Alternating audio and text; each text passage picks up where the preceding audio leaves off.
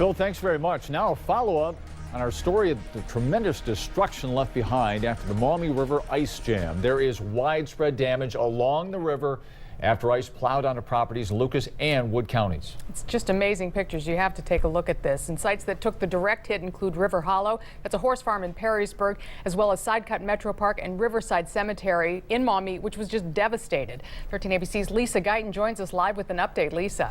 Lee and Diane, this is not the first time ice and water from the Maumee River have plowed into Riverside Cemetery, but it hasn't happened to this degree in more than 30 years. And today, crews began putting some of the headstones back where they belong. The destruction is everywhere.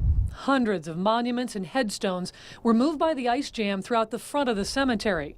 The back is still encased in ice. So at this point, it's hard to quantify that damage. We have half of the cemetery that is buried in about 3 to 4 feet of ice right now. Cleanup is a daunting task. The cemetery is owned by Maumee, and city crews started this morning by putting about 20 headstones back in place. They obviously have a lot more work ahead of them.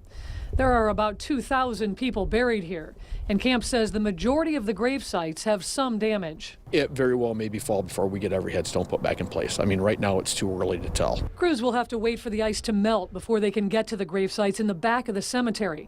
Camp says using equipment to move the ice would damage some of the grave markers that are buried beneath. The crews will be doing as much work as possible at the cemetery in the days and weeks ahead, but many of the crews also work on other city projects. Right now it's going to be numerous man hours on top of, the regular grass cutting and everything else. As far as preliminary estimate, it's too hard to tell right now. And while city leaders understand the concerns of people with loved ones buried here, they're asking everyone to let city crews do the cleanup work. We're telling people to stay away at this point until after all the ice is melted to where we can really assess the full damage. We don't want people coming down here, climbing on the ice and potentially getting injured. Camp estimates it will be 4 to 6 weeks before the ice completely melts. And once again, they can't fully assess that damage until that happens. As we mentioned, Sidecut Metro Park also took a direct hit. We saw cleanup crews working at the park today as well.